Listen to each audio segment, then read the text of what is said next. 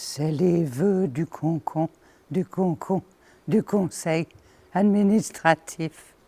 J'ai peur de ne pas bien entendre avec mon appareil. Comme déjà évoqué par Madame le maire, nous traversons des moments de crise sanitaire et économique difficiles pour toute la population, mais en particulier pour vous, nos aînés. Durant la première vague, vous avez été, n'ayons pas peur des mots, mis au banc de la société, source pour certaines et certains d'entre vous de privation de liberté ou même d'isolement. L'isolement, je voyais déjà personne avant, donc ça n'a pas changé grand-chose. Dès les premières décisions qu'il a prises, le conseil administratif alors en place a immédiatement décidé de vous porter une attention toute particulière, et c'est bien normal. Plus de 16 000 appels téléphoniques ont été passés pour s'assurer que vous alliez toutes et tous bien et que vous ne manquiez de rien. Oh là là, ils appelaient sans arrêt. Et chez moi, le téléphone est en haut, vous voyez. Alors, chaque fois que ça sonnait, j'étais obligée de m'interrompre dans mon mot croisé, de me lever, d'aller chercher ma canne, de monter. Puis le temps que j'arrive en haut, ça avait coupé.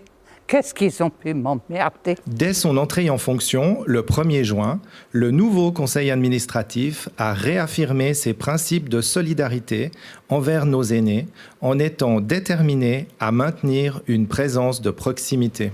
Ils nous ont envoyé un formulaire pour les directives anticipées, mais pas par respect pour nos dernières volontés. C'est juste pour ne pas surcharger les urgences dans les hôpitaux. Moi, je n'ai mis pas d'acharnement. Ça en fera une de moins à intuber. Lors de notre discours du 1er août, lui aussi repensé pour pouvoir malgré tout maintenir un événement ouvert à la culture et aux arts de la rue, nous avions mis en avant la devise qui est la nôtre, un pour tous, tous pour un. Nous nous adressions alors à la population en ces termes. Nous avons en effet toutes les raisons de penser qu'invoquer cette devise est le meilleur moyen de tous se mobiliser pour faire naître l'élan de solidarité dont vous faites toutes et tous preuve depuis maintenant plusieurs semaines. Oui, j'ai vaguement regardé par la fenêtre leur cortège du 1er août, là, mais avec tous ces gens masqués, on aurait dit un cortège funèbre. J'avais l'impression d'être déjà morte. Force est de constater qu'aujourd'hui, ces mots restent d'actualité.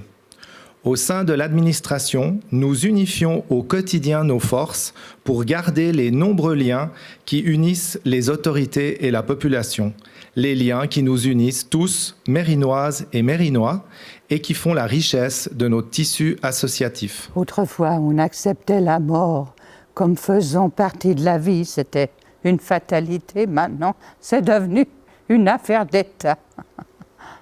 On est avec un capital d'existence garanti par l'État, c'est ça.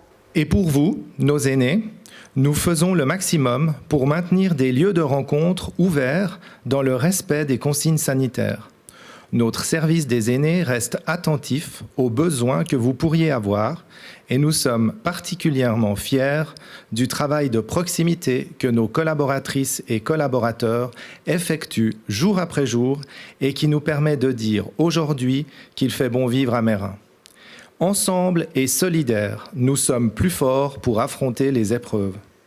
Ensemble et ouverts à ses voisins, nous sommes plus réceptifs aux besoins des autres. Ensemble et unis, nous sommes plus résistants pour traverser les écueils. Ensemble et réjouis, nous sommes prêts pour vivre dans la générosité ces fêtes de fin d'année. Vous allez voir qu'ils vont nous faire passer Noël dehors par -15 sous le sapin pour qu'on s'habitue à l'odeur du cercueil. Bon, dès qu'ils ont fini cette sauterie, je vais faire un tour au centre commercial, sans masque. Parce que je préfère mourir de ce virus plutôt que de perdre comment ça s'appelle cette maladie? Ah oui, l'Alzheimer.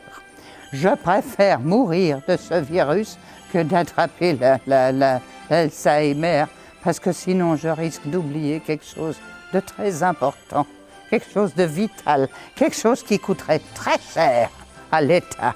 Je risque d'oublier de mourir. Santé! Joyeux Noël et santé!